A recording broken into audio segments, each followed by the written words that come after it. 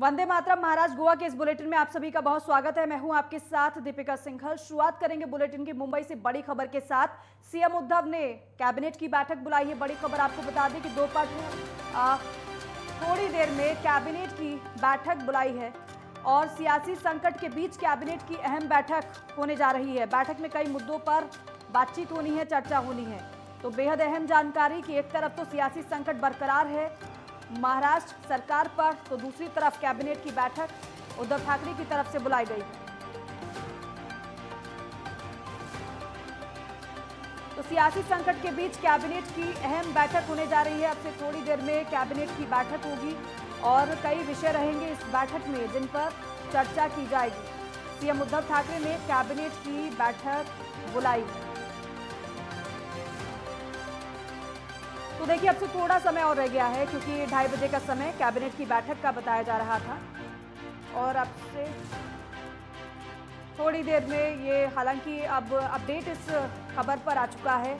शाम 5 बजे करीब बैठक होने जा रही है, ये अपडेट है। हालांकि पहले 2:30 बजे का समय तय था, लेकिन अब जानकारी ये मिल रही है कि शाम 5 बजे ये कैबिनेट की बैठक होने वाली है। सियासी संकट के बीच बेहद महत्वपूर्ण कैबिनेट की ये बैठक है। एक तरफ तो महाविकास अघाड़ी पर ही संकट गहराता हुआ नजर आ रहा है, तो दूसरी तरफ उद्धव ठाकरे लगातार बैठक कर रहे हैं। इससे पहले भी उन्होंने बैठक की और नगर निकाय चुनाव की तैयारियों में जुटने की बात भी उनकी तरफ से कही गई थी। अब कैबिनेट की बैठक बुलाई गई है सीएम उद्धव ठाकरे की तरफ से। तो शाम 5 बजे कैबिनेट की बैठक ये होने वाली है। राजन मिश्रा मेरे सहयोगी हमारे साथ सीधे जुड़ रहे हैं, उनका रुख करेंगे। राजन, एक तरफ तो देखिए सियासी संकट बरकरार है, लेकिन दूसरी तरफ कैबिनेट की बैठक बुलाई गई है। इसके क्या मायने निकाले जाएं? क्या इसका मैसेज देने की कोशिश है? दूसरा ये कि इस कैबिनेट की बैठक में कौन कौन से मुद्दे हावी रहने वाले हैं जिन पर चर्चा होगी? देखिए दीपिका, विधान परिषद के विपक्ष के नेता हैं, बीजेपी के नेता है प्रवीण दरेकर। और प्रवीण दरेकर ने आज जो है महाराष्ट्र के राज्यपाल भगत सिंह कोश्यारी को एक चिट्ठी लिखी और उस चिट्ठी में कहा कि महाराष्ट्र सरकार जो है वो अल्पमत में है, उसके पास जो है वो जितने विधायक चाहिए वो नहीं है। और ऐसे में पिछले 21 जून, 22 जून और 23 जून को जो है जो प्रस्ताव पास हुए करोड़ों में, उसकी जानकारी जो है आप लीजिए। और ऐसे में राज्यपाल ने महाराष्ट्र के मुख्यमंत्री को एक चिट्ठी लिखी है और उस चिट्ठी में 22 जून, 23 जून और 24 जून को जितने भी प्रस्ताव पास हुए उसकी जानकारी मांगी है और बकायदा इसके लिए मुख्यमंत्री को 3 दिन का राज्यपाल ने समय भी दिया है। और जिसको लेकर ये जब जानकारी, जब उद्धव ठाकरे को जब ये चिट्ठी मिली, वो चिट्ठी मिलने के बाद जो है अब से थोड़ी देर के बाद, यानी कि पहले 2:30 बजे का वक्त था, लेकिन अब जो है शाम 5 बजे का वक्त है और 5 बजे जो है कैबिनेट की जो बैठक है वो शुरू हो जाएगी। राजन, समय में बदलाव किया गया है पहले, क्योंकि ये जानकारी ये थी कि 2:30 बजे करीब बैठक होगी, फिर अब अपडेट ये आया, ये बताया जा रहा है कि शाम 5 बजे बैठक होगी। तो समय में परिवर्तन किया गया है, इसकी वजह क्या है? बिल्कुल, देखिए जो है 2:30 बजे ये बैठक होनी थी, लेकिन अभी जो है वो थोड़ा सा टाइमिंग में थोड़ा सा चेंजेस हुआ है और 5 बजे ये जानकारी मिल रही है कि 5 बजे ये जो बैठक है ये शुरू हो जाएगी। और वहीं दूसरी तरफ अगर बात करूं तो महाराष्ट्र के पूर्व मुख्यमंत्री देवेंद्र फडणवीस भी जो है वो दिल्ली के लिए रवाना हो चुके हैं और हो सकता है कि एकनाथ शिंदे और देवेंद्र फडणवीस की जो है वो बैठक शुरू हो। राजन, क्योंकि देखिए इससे पहले भी सरकार की तरफ से शासनादेश भी कई लाए गए थे और उस पर विपक्ष ने फिर सवाल उठाए थे।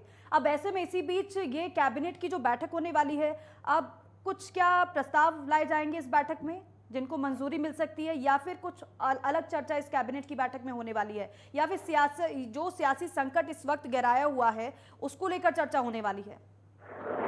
देखिए दीपिका, इसको समझना होगा, 40 से ज्यादा विधायक जो है एकनाथ शिंदे के गुट में है और ऐसे में कल ही जो है पूरे ऐसे जो मंत्री थे और उनकी जगह पर जो है दूसरे को मंत्री पद दिया गया। तो वो जो पूरा जो कार्यभार है उसको लेकर एक चर्चा होगी, क्योंकि देखिए भले ही यहाँ के विधायक जो है वो एकनाथ शिंदे गुट में है, लेकिन यहाँ पर भी जो है लगातार प्रस्ताव पास हो रहे हैं और इसी को लेकर कि महाराष्ट्र में और ऐसे कई जो है जो विकास के कार्य हो रहे हैं महाराष्ट्र में, उसको लेकर भी चर्चा हो सकती है। वहीं दूसरी तरफ राज्यपाल को भी ये जानकारी देनी है कि हमने 22 जून, 23 जून और 24 जून को जो प्रस्ताव पास किया है तो उसकी भी जानकारी जो है राज्यपाल को देना है और राज्यपाल ने भी महज 3 दिन का जो वक्त है वो महाराष्ट्र के मुख्यमंत्री उद्धव ठाकरे को जो है वो दिया है। तो ऐसे में आज इस बात को लेकर भी चर्चा शुरू होगी और जानकारी ये मिल रही है कि लेकिन राजन, एक बात तो ये भी तो है कि आप कैबिनेट की बैठक होने वाली है और तमाम कितने लोग इसमें शामिल होंगे ये भी देखने वाली बात होगी, क्योंकि इनमें से कई तो ऐसे हैं जो गुवाहाटी में बैठे हैं।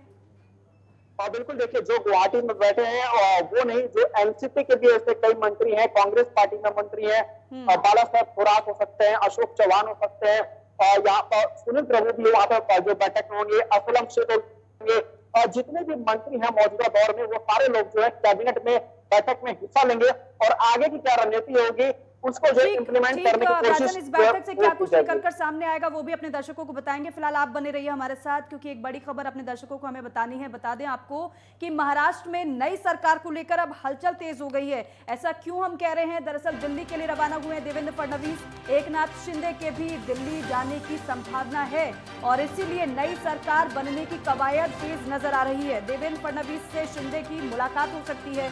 एकनाथ शिंदे को डिप्टी सीएम बना सकती है बीजेपी, ये सूत्र बता रहे हैं। शिंदे गुट के 13 विधायकों को बनाया जा सकता है मंत्री, 8 विधायकों को कैबिनेट मंत्री बनाया जा सकता है, 5 विधायकों को राज्य मंत्री बनाया जा सकता है। महाराष्ट्र में नई सरकार को लेकर अब हलचल किस तरीके से तेज हो गई है वो आपको हम बता रहे हैं। हालांकि ये जो अब सामने आ रहा है कि इतने मंत्री बनाए जा सकते हैं, इतने विधायकों को राज्य मंत्री का दर्जा दिया जा सकता है, ये जो स्क्रिप्ट है ये दरअसल इस स्क्रिप्ट को लेकर ही लगातार चर्चा हो रही है और यही वजह है कि बैठकें भी हो रही है। लेकिन इसी बीच ये महत्वपूर्ण है कि देवेंद्र फडणवीस और एकनाथ शिंदे की मुलाकात हो सकती है और जानकारी ये है कि दिल्ली के लिए फडणवीस रवाना हुए हैं, एकनाथ शिंदे भी दिल्ली जा सकते हैं, ये भी जानकारी मिल रही है। तो शिंदे गुट के संभावित जो मंत्री हैं उनके नाम भी आपको हम दिखा रहे हैं स्क्रीन पर। प्रकाश आंबेडकर, उदय सामंत, शंभूराज देसाई, संजय शिरसाट और एकनाथ शिंदे, दादा भुसे, अब्दुल सत्तार, ये संभावित मंत्री हो सकते हैं। दीपक केसरकर, जो लगातार आप देख रहे होंगे शिंदे गुट की तरफ से जो जानकारी मीडिया तक पहुंचा रहे हैं, मीडिया के सामने रूबरू होते हैं और आते हैं और बताते हैं कि अब शिंदे गुट किस ओर आगे बढ़ रहा है।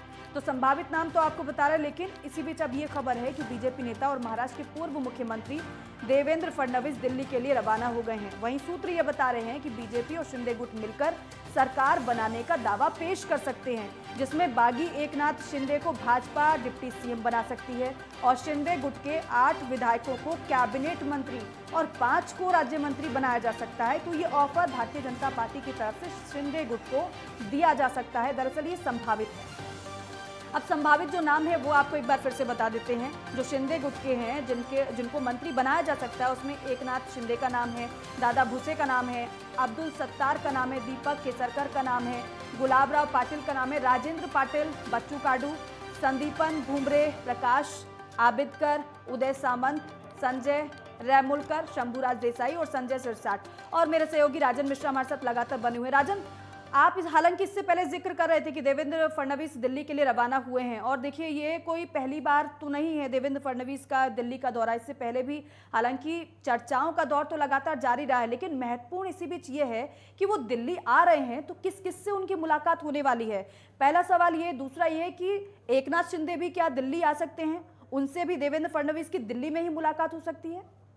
बिल्कुल देखिए दीपिका, ये सुबह से ये जो बात है वो सामने आ रही है कि महाराष्ट्र के पूर्व मुख्यमंत्री देवेंद्र फडणवीस कभी भी जो है दिल्ली के लिए रवाना हो सकते हैं। वहां पर जो है एकनाथ शिंदे के साथ उनकी जो बैठक है वो हो सकती है और उसके बाद जो है करीबन 11 बजे जो है देवेंद्र फडणवीस दिल्ली के लिए रवाना हो गए। और अब ये जानकारी सामने आ रही है कि एकनाथ शिंदे और देवेंद्र फडणवीस की जो बैठक है वो दिल्ली में हो सकती है। फिलहाल अभी जो एकनाथ शिंदे वो गुवाहाटी में है और आपको बता दूं कि आगे की जो रोड मैप है वो तैयार हो रहा है कि महाराष्ट्र में जो नई सरकार बनेगी और एकनाथ शिंदे गुट और बीजेपी की, जिसमें एकनाथ शिंदे गुट के जितने भी जो विधायक है उसमें दीपक केसरकर है, अब्दुल सत्तार है, शंभूराज देसाई है, ऐसे कई जो है जो अभी भी मंत्री है। तो इसको लेकर जो आगे की जो रोड मैप है वो स्ट्रेटेजी है उसको लेकर बातचीत हो रही है और जानकारी ये भी मिल रही है कि आज जो है एक दो विधायक और जो है वो गुवाहाटी कभी भी किसी भी समय पर पहुंच सकते हैं। ये आपको बता दूं दीपिका। जी, तो नई जानकारी आप दे रहे हैं कि एक और विधायक गुवाहाटी पहुंच सकते हैं राजन। हालांकि ये सिलसिला तो लगातार जारी है, लेकिन सवाल ये है कि अब कितने विधायक शिवसेना में बाकी रह जाएंगे। अब राजन, इसके अलावा ये भी अपडेट दीजिएगा कि क्या दिल्ली के लिए रवाना देवेंद्र फडणवीस हुए हैं, तो दिल्ली कब तक वो पहुंच जाएंगे? देखिए, वो दिल्ली जो है वो पहुंच चुके हैं। करीबन 11 बजे जो है देवेंद्र फडणवीस दिल्ली के लिए रवाना हो चुके थे और अब लगभग जो है वो शायद दिल्ली पहुंच भी गए होंगे। और वहां पर जो है जानकारी ये मिल रही है कि बीजेपी के जो आला कमान के जो नेता है वहां पर पहले उनकी बैठक होगी और उसके बाद जो महाराष्ट्र में जो नई सरकार जो बनेगी उसको लेकर जो है चर्चा होगी। और जानकारी ये भी आ रही है कि एकनाथ शिंदे और उनके साथ जो है कुछ मंत्री यानी कि दीपक बिल्कुल राजन, देखिए मुलाकातों का तो दौर लगातार चल रहा है, लेकिन इन मुलाकातों के बाद निकलकर क्या सामने आता है वो जानना बेहद महत्वपूर्ण है। इस पर आप नजर बनाए रखिएगा। बहुत शुक्रिया आपका जानकारी के लिए। आगे बढ़ेंगे खबरों में। महाराष्ट्र का जो राजनीतिक संकट है वो फिर से नया मोड़ ले सकता है। दरअसल बागी जो विधायक हैं बीजेपी के साथ मिलकर सरकार बनाने पर चर्चा कर रहे हैं। इसको लेकर दिल्ली में बड़ी मीटिंग हो सकती है और इसकी जानकारी मेरे सहयोगी राजन दे भी रहे थे। हालांकि इसमें देवेंद्र फडणवीस और एकनाथ शिंदे शामिल हो सकते हैं। फिलहाल देवेंद्र फडणवीस दिल्ली रवाना हो चुके हैं, दिल्ली वो पहुंच चुके हैं दरअसल। वहीं एकनाथ शिंदे बागी विधायकों के साथ मीटिंग के बाद दिल्ली जा सकते हैं। जानकारी तो यह भी है कि अब 1 या 2 और विधायक जाकर बागी गुट का दामन थाम सकते हैं। इसके अलावा अब महाराष्ट्र के राज्यपाल भगत सिंह कोश्यारी भी एक्शन मोड में हैं। उन्होंने उद्धव सरकार से बीते कुछ दिनों में लिए गए फैसलों की फाइल मंगाई है। तो राजनीतिक में नया मोड़ क्या आएगा, इस पर हर किसी की नजर है और जानना हर कोई चाहेगा और चाह भी रहा है कि आखिर अब आगे क्या होने वाला है। क्या शिंदे गुट बीजेपी के साथ जाएगा? क्या शिंदे गुट और भारतीय जनता पार्टी सरकार बनाने जा रहे हैं? क्या अब अगला कदम क्या होगा शिंदे गुट का, या फिर जो Bharatiya Janata party wait and watch की स्थिति में नजर आ रही है, क्या वो अब सामने आएगी, फ्लो टेस्ट की मांग कर सकती है? ये सब तमाम सवाल हैं, हर कोई इसके जवाब जानना जरूर चाहता है। लेकिन फिलहाल राजन मिश्रा मेरे सहयोगी हमारे साथ लगातार बने हुए हैं। राजन, देखिए मीटिंग का तो जिक्र हम लगातार कर ही रहे हैं, लेकिन इस मीटिंग से निकलकर क्या आता है इस पर सबकी नजर टिकी हुई है। अब सवाल यह भी है कि क्या इस मीटिंग के बाद तस्वीर साफ हो सकती है कि शिंदे गुट बीजेपी के साथ जा रहा है, क्योंकि अभी तक ये साफ नहीं किया है शिंदे गुट ने। और बीजेपी की अगर बात की जाए तो बीजेपी भी अभी बिल्कुल वेट एंड वॉच की कंडीशन में है, खुलकर सामने नहीं आ रही है। आशीर्वाद सागर बंगलो, वहां पर जो है कल आशीष शेलार थे, गिरीश महाजन थे, अतुल भातखलकर, ऐसे जो बड़े नेता हैं वो जो सागर बंगलो वहां पर बैठक हुई थी। और कल शाम से ये खबर सामने आ रही थी कि देवेंद्र फडणवीस किसी भी समय दिल्ली जा सकते हैं। और ऐसे में आज वो दिल्ली गए।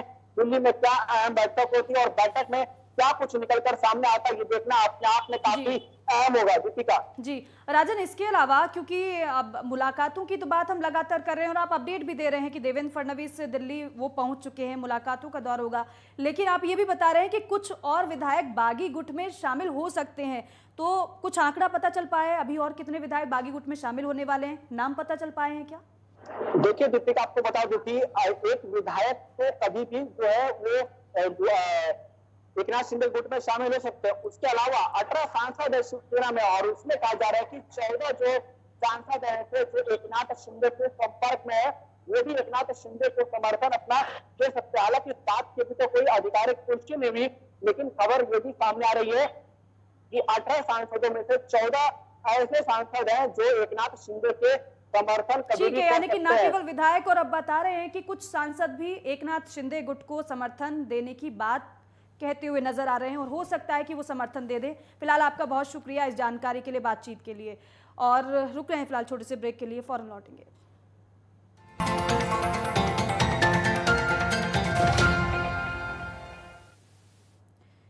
ब्रेक के बाद स्वागत है आप सभी का। एक बड़ी खबर आपको बता दें कि शिवसेना नेता संजय राउत के वकील पहुंचे ईडी कार्यालय। ईडी ने संजय राउत को समन भेजा था। आज संजय राउत को ईडी के सामने हाजिर होना था। ईडी के सामने हाजिर नहीं हुए संजय राउत। आपको बताएं कि जब ईडी की तरफ से संजय राउत को समन भेजा गया उस वक्त ही संजय राउत ने कहा था कि मैं समय मांगूंगा ईडी से। ऐसे में आज संजय राउत तो ईडी के सामने पेश नहीं हुए हैं, लेकिन उनके वकील जरूर पहुंचे हैं ईडी कार्यालय।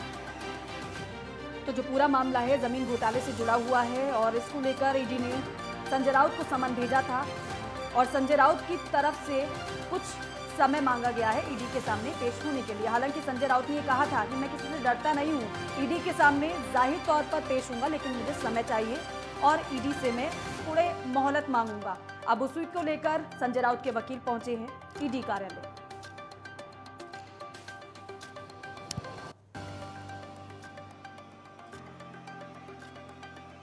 आपको बता दें कि ईडी ने संजय राउत को समन भेजा था, लेकिन आज तो ईडी के सामने पेश नहीं हुए हैं संजय राउत, लेकिन अपने वकील को भेजा है ईडी कार्यालय। समय की मांग की गई है संजय राउत की तरफ से। कहा है कि हर एक सवाल का जवाब देने के लिए वो पूरी तरीके से तैयार हैं, निर्भीक तरीके से हर एक सवाल का जवाब देंगे ईडी के, लेकिन मुझे समय चाहिए और इसकी मांग मैं करूंगा। और अपनी बात को रखने के लिए संजय राउत के वकील ईडी कार्यालय पहुंचे। तो अब देखिए, एक तरफ तो सियासी संकट लगातार जारी है, लेकिन दूसरी तरफ संजय राउत को एक बार फिर से समन भेज दिया गया ईडी की तरफ से। जैसे आपको पता है, कल संजय राउत जी को समन्स आया था। The summons was served very late afternoon. हमने टाइम सीक करने के लिए आज एप्लीकेशन किया है, क्योंकि ऑनरेबल ईडी ने कुछ डॉक्यूमेंट्स मंगाए हैं, वो इतने टाइम में समय में पॉसिबल नहीं है। तो हमने एक एप्लीकेशन किया है कि जिसमें हमने टाइम सीक करने ये किया है और वो अलाउड होगी। और देखिए, महाराष्ट्र में जारी घमासान के बीच विधान परिषद के विरोधी पक्ष नेता और बीजेपी नेता प्रवीण दरेकर ने राज्यपाल को चिट्ठी लिखी है, जिसमें उन्होंने महाराष्ट्र सरकार पर सवालिया निशान उठाते हुए कहा है कि सरकार अल्पमत में है। ऐसे में करोड़ों के इन प्रस्तावों को कैसे मंजूरी दी जा रही है और इसकी जांच होनी चाहिए, जिसको लेकर अब महाराष्ट्र के राज्यपाल भगत सिंह कोश्यारी ने उद्धव सरकार से राज्य की जानकारी मांगी है और 3 दिन का समय दिया गया है उद्धव सरकार को। और आपको बता दें कि आज इस चिट्ठी के बाद ही कैबिनेट की बैठक सीएम उद्धव ठाकरे ने बुलाई है। शाम 5 बजे वो कैबिनेट की बैठक होगी। खबरों में आगे बढ़ेंगे। महाराष्ट्र के धुलिया में एकनाथ शिंदे के खिलाफ उद्धव ठाकरे के समर्थकों ने रैली निकाली। आपको बता दें कि एकनाथ शिंदे के नेतृत्व में विधायकों की बगावत को लेकर शिव सैनिकों ने रैली निकालकर उद्धव ठाकरे के समर्थन में घोषणाएं भी की और नारेबाजी भी की। हालांकि साथ ही साथ एकनाथ शिंदे के विरोध में नारेबाजी भी शिव सैनिकों ने की। वहीं शिव सैनिकों ने एकनाथ शिंदे और धुलिया जिले के पालक मंत्री अब्दुल सत्तार और साकरी तहसील के निर्दलीय विधायक मंजुला के विरोध में नारेबाजी करते हुए रैली निकाली, जिसमें जिले के पदाधिकारी समेत बड़े पैमाने पर महिलाएं भी शामिल हैं।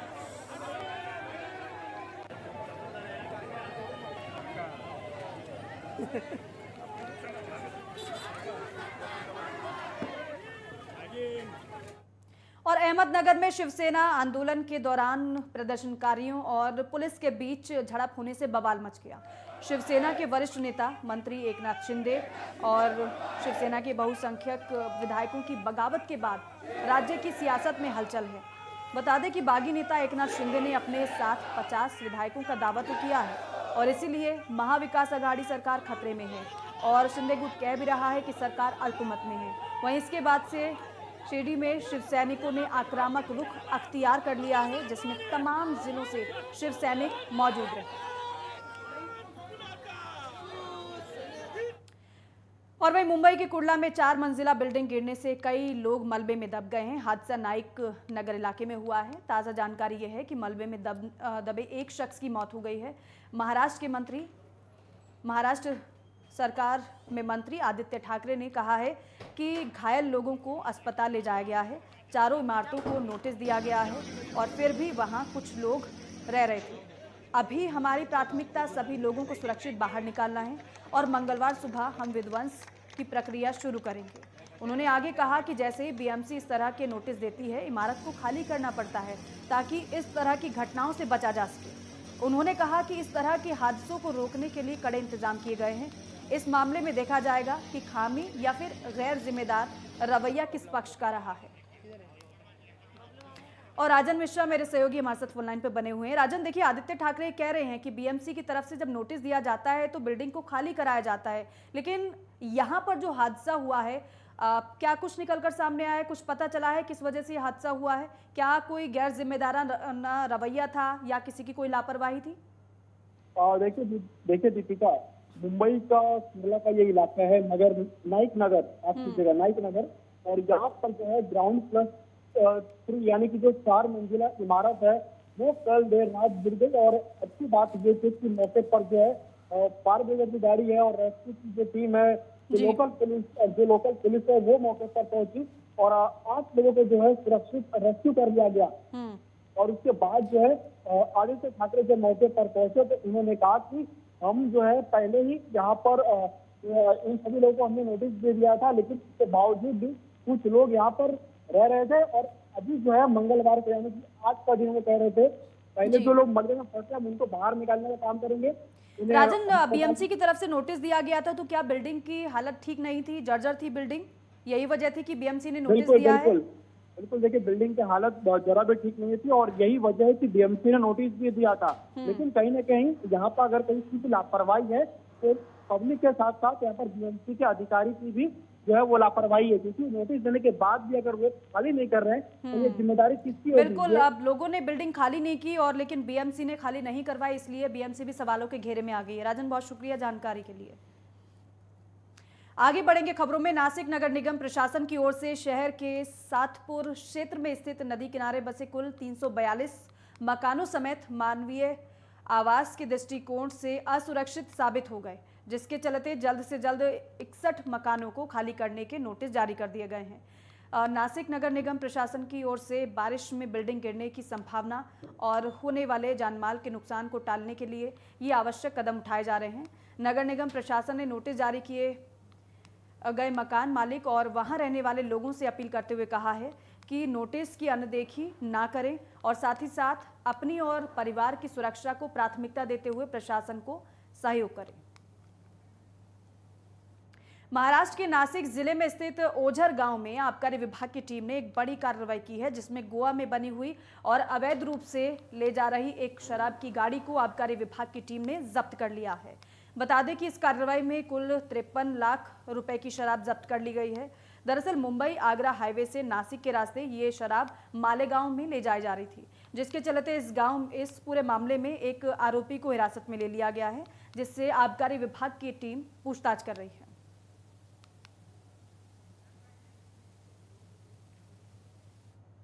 और यवतमाल के दर्दानगर इलाके की एक महिला से ऑनलाइन ठगी का मामला सामने आया है। जानकारी ये है कि 48 साल की महिला गूगल पर lens card solution private limited की फ्रेंचाइजी खोज रही थी, जिसके बाद ठगों ने कंपनी का हवाला देकर महिला को कहा कि कंपनी फ्रेंचाइजिंग, मिशनरी, इंटीरियर और फर्नीचर और अन्य सभी चीज़ें प्रदान करती है, इसलिए आपको अग्रिम भुगतान करना होगा, यानी कि पहले भुगतान करना होगा।